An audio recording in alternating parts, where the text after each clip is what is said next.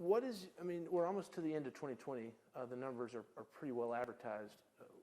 What are your thoughts on what the year's been like? I don't even think we have complete words to describe what this year is like.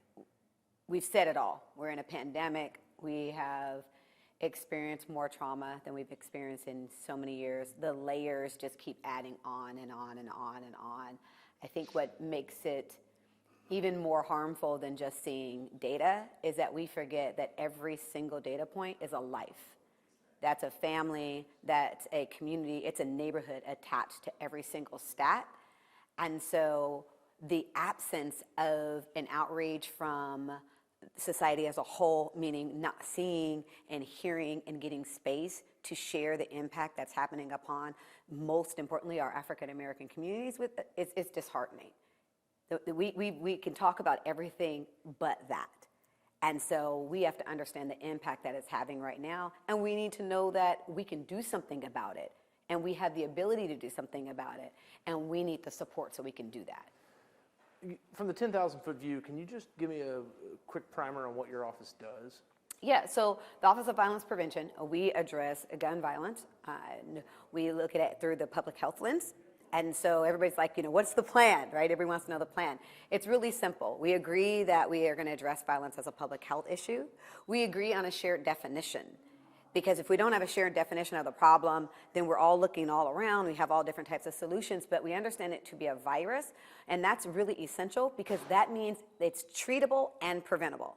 And those two distinctions are so important because treatable means we can be downstream and we can have services for those that are impacted today, those individuals that are victims today. That's what our Healing Hurt People hospital-based trauma response does. They're pulling people out of the river. That's downstream work. So if you look at a public health model, that's the treatment part. But the prevention part is going upstream. And so our office also is going upstream, looking at those social determinants, looking at those root cause factors that is causing more and more individuals to come downstream, to be victims of violence, to be offenders.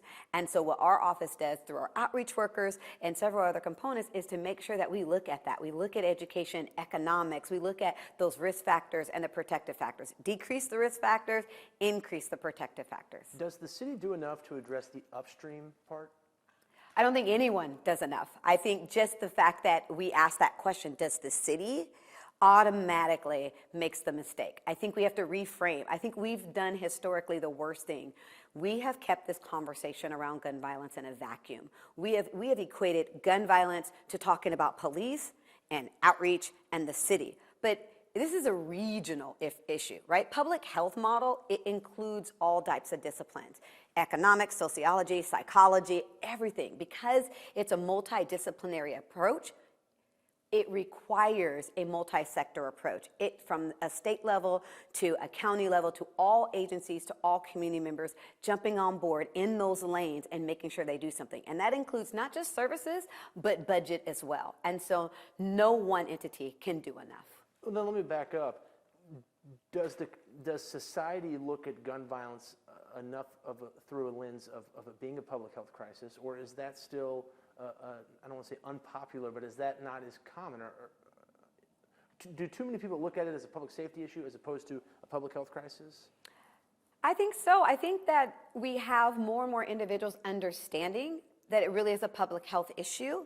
I don't know how many know how to really unpack that what does that mean? Do they really understand that when you look at gun violence or just violence in general as a public health issue, that means it's a virus. That means it can be prevented, it can be treated. It means it's contagious, it can repeat itself, right? It also means that when you treat it, evidence-based practices shows that you have to use those with lived experience, right? So if you're sick with COVID-19, how do we find vaccines? We take the antibodies of those who've been sick and we develop that. Well, it's the same thing with gun violence, using those with lived experiences to inform the work, to be a part of the work, and to lead the work. And I think most of the time, the only time we bring a lot of attention onto gun violence is when the numbers are high, right? And then we want a cry out for law enforcement. But no law enforcement can stop what's happening in the manner in which we want it to be stopped. It is a multi-approach. So if you get individuals going upstream and you have individuals going downstream, there's a harm reduction approach that makes sure the humanity of individuals are seen, they're treated, they're heard, and then we decrease that downstream. Most of us only want to have a conversation when we don't feel safe in the moment. And then we lose the gravity for long-term results. And so we have this cycle of violence because we don't have the patience to know that the services that we provide downstream are about immediate. But if we don't go upstream, we will be back here in a month, if not back here in a year, and all, again, trying to figure out what do we do. We must go upstream. Those upstream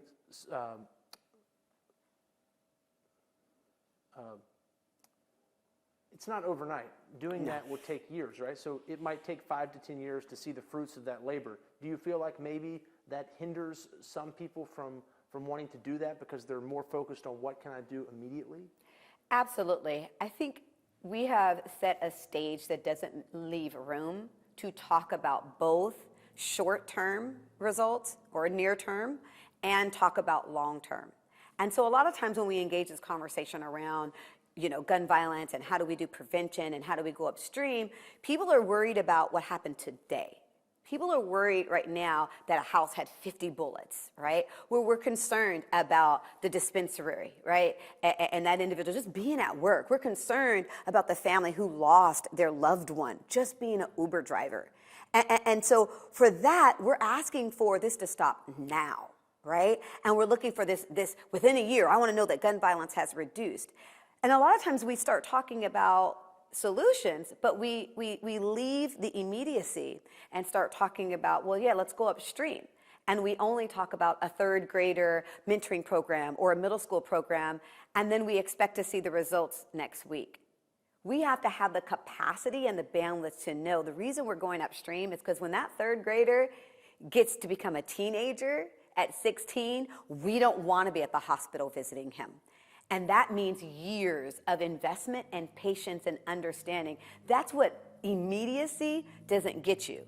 But if you go upstream and spend that time and you stay there for a while, we won't have years like this year. The individuals that we're serving now is because no one had the patience to go upstream. And they didn't have the investment to continue to fund those programs. We lose fundings by cycles, right? 1 year, 2 year, and so it's not long term. So we just have to have the patience to understand there's short term and there's long term, and we need them both. That's the treatment and the prevention. When you look at, it's not a widely held view, this public health emergency issue when it comes to gun violence.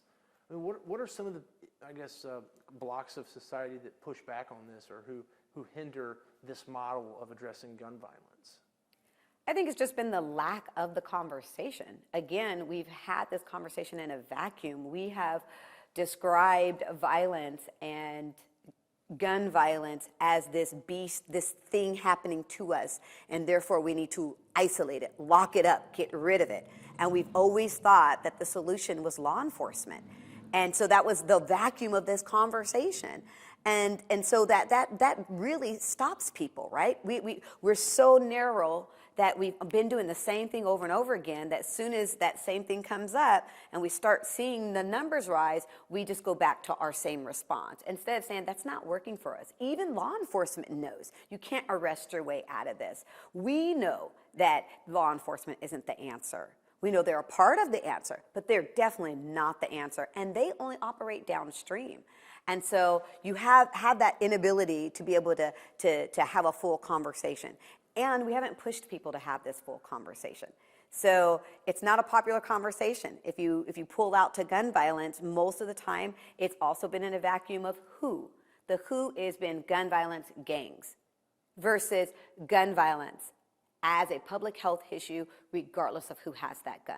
Whether it's domestic violence and inter-partner violence that all of a sudden is gun violence, a mass shooting, a police-involved shooting. I don't care who has the gun. There's a victim there, and we're trying to literally reduce gun violence holistically. When you look at the data and you look at the neighborhoods that are seeing the most shootings, it doesn't take an expert to realize those are mostly happening in majority black communities that are also dealing with the pandemic, and they're dealing with other issues. When you look at these neighborhoods that are seeing these big increases, what does that tell you? It tells us we have failed of going upstream. It is so easy to see that these are areas where there is lack, and I mean lack in access to trauma-informed practices and access to behavioral health and mental health services. There's lack, all these same social determinants we saw in COVID, right? You know, we know about environmental design, seeing that our housing developments are bound toxins and all of these things, right? Exposure to ongoing violence. And this year alone is unique. I do want to point that out. I think data will be obviously skewed because we have seen gun violence happen across the nation, and we've been exposed to guns across the nation, social media, in a way that we haven't seen in years. I don't know how many protests I've seen. It's just not police toting guns. It's everybody toting guns. Guns at the state capitol and guns with mass shootings. And I mean, guns are everywhere, and we've been inundated with this. And the fear of the unknown that has happened through COVID, the fear of, does my life matter? The George Floyd, right? Like looking at all these things that were happening within this year literally served into all that's happening. Structures removed, no more schools, right? You know, you had people getting fired off their jobs, sustainability, I don't know where we have it, kids trying to babysit kids. It was a perfect disaster for, unfortunately, for people to go into survival mode and for violence to continue because there was no deterrence, there was no accountability, there was no structures, and definitely access to what?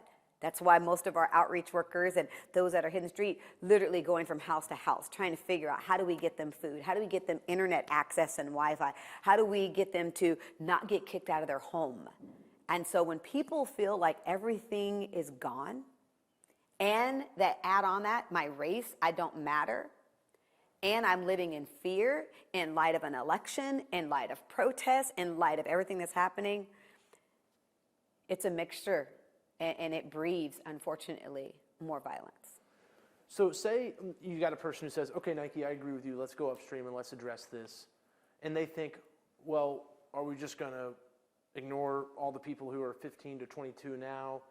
And what you're saying is you can do both. You can address the downstream, the public safety aspect, Absolutely. while also addressing the upstream. Can you explain, though, what does that model look like when you address upstream and downstream at the same time? Absolutely. So the easiest example is, so if you're downstream and we know that people are victims of violence, then what we're doing is you serve them, right? You meet them at the hospital. You meet them in their home. You try to provide support services. You know it's after the fact. You want to reduce retaliation. You want to reduce re-victimization. You want to make sure they have services provided, trauma-informed care. You want to make sure that they're connected to cognitive behavioral therapy. You want to get them connected and walked with. So whether that's a life coach, whether that's a credible witness, which means it's an individual with lived experience, depending on the individual, walking with them for 6 to 8 months to 18 months down the line, making sure their family has what they need to make those decisions and to be able to have access to the resources they need.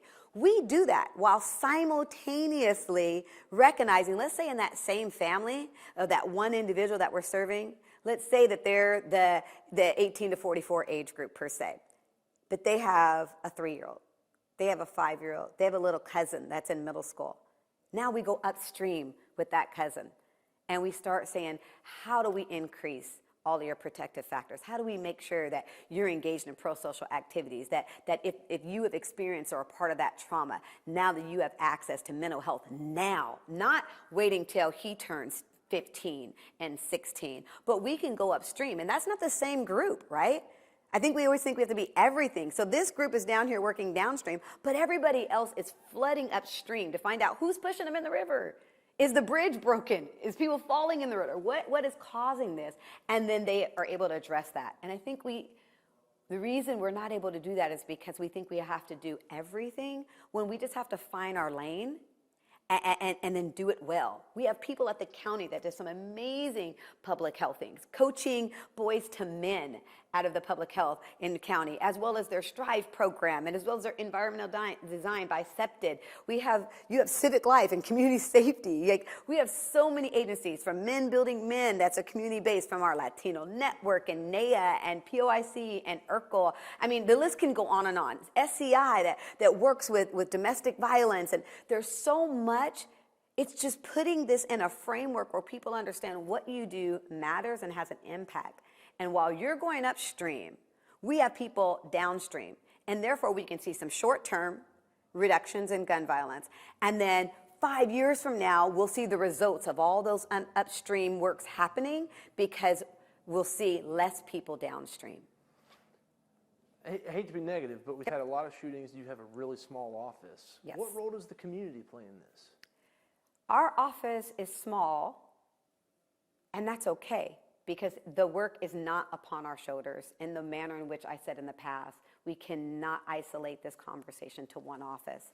So the amazing thing about our office is that we can operate and we can help as a hub, and to be able to make sure that people are inclusive in this conversation. Our office collaborates with community members, state legislators, to county service providers, community-based organizations. It is not upon our office to do all the work. It's impossible. So we find breadth and resolve in that we have some amazing community members that are waiting and are willing and are absolutely bought in and are doing some great work. Our office, I think what we personalize is making sure that we create more avenues for that, remove barriers for people with lived experience to give back to their community, to get back involved, and so that they can make a difference in their own community. Exactly. So you got an extra full-time position, right? Or is it 2? Yes. So how many do you have now? Is it 7? So, no. We have 4. 4, okay. 4. I thought it was, okay. Well then, you were up there when we spoke with that group of men. How does the city get them involved in this?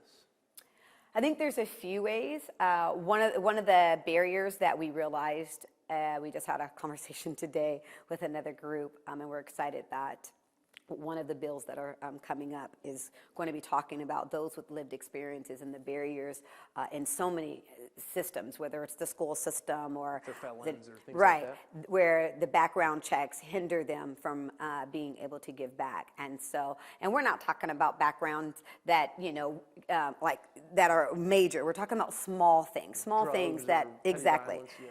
So I think one of the things is, number one, being intentional about who we're looking for and what role they can play. And number 2, thinking outside the box. We don't necessarily need to be the individuals to hire them, right? How do we set them up so that they can get the funding that they need to make sure they're connected with an organization or their organization themselves? I think we have the ability to be the on-ramp. And we just have to want to be the on-ramp, and we have to do it with passion and intentionality, and saying that we're going to not just say we're going to pay it forward, we're not going to just say we're going to open doors for reentry work, we're not just going to talk about it, but we actually do it, and we beat down the doors until they give them that opportunity. Yeah, I mean, the conversation around violence, as you said, is happening everywhere. It would be difficult enough in a vacuum, but then you add in the fact that there is this, also this movement protesting police, which complicates things. What's your main message to the community when they're trying to figure out where do the police fit in, where does the community fit in, where does social services fit in? What do you want people to understand about gun violence and how to address it? In most simplistic terms, the public health model is the framework that we all can lean into. Again, it's a multidisciplinary approach. It is informed by psychology and sociology, even criminology, right? That we do understand. And I have yet to find anybody to disagree with me. If someone has committed a crime, we want them arrested. We want all shootings to be investigated. And that is not my role, right? Yeah. That is law enforcement, yeah, right? That's why it's like people think it's all police or it's all social services, and really it's a blend. It is absolutely a blend. It is absolutely our ability to operate in our lane and for community to have clear expectations of what services that we supply and how they can count on them. And no one can do it without the other. And I think that's the part that we have entered into this space where we keep wanting to have one lane conversations. And that's not evidence-based practices. There is no evidence-based practice that says that you don't have a multi-sectored approach to addressing and reducing gun violence. There's a lane for law enforcement, and we want to hold them to that lane. And then there's lanes for all of our social services. There's lanes for agencies. There are lanes for our community members. There's lanes for our faith leaders. There's a lane for our medical department, right? Our Trauma One hospital response teams, our EMTs. Everybody needs to be in this lane, understanding that we all have a part to play, whether it's very small and in that moment of engagement with a victim or offender, whether that's the procedural justice, that when an individual is walking through the criminal justice system, whatever that is, it is a lane that's needed. And we should be able to walk and chew gum at the same time. Yeah, I think the sad part is most people think, okay, it doesn't affect me right now. And a lot of times those movers and shakers in city government certainly don't live in neighborhoods that are impacted, so it doesn't get the attention it deserves. Do you feel like when you have a year like this, more people are looking at this thinking, we need to do something? I do believe so. I believe that that's somewhat, if you can call it a silver lining. I do believe that there are individuals that are saying, what can I do? And how can I do it? How can I help? Where do I fit?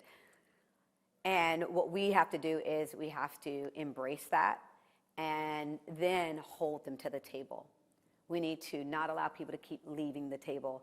And we know that there are cycles of elections, and we know that people are in a job for a little bit, but it's not the individual per se that we want to just have to stay at the table, but it is that office or that organization or that neighborhood or that representation. We want to make sure that remains at the table so that in 2 years, we're not starting from scratch again. That when we show a short-term reduction in gun violence, everyone doesn't disappear, pull their funding away from upstream efforts, and then we find ourselves back here in 10 years. So we have to really maintain people at the table, holding their feet to the fire, keeping the cause in front of them, and constantly reminding them, this is why we do what we do.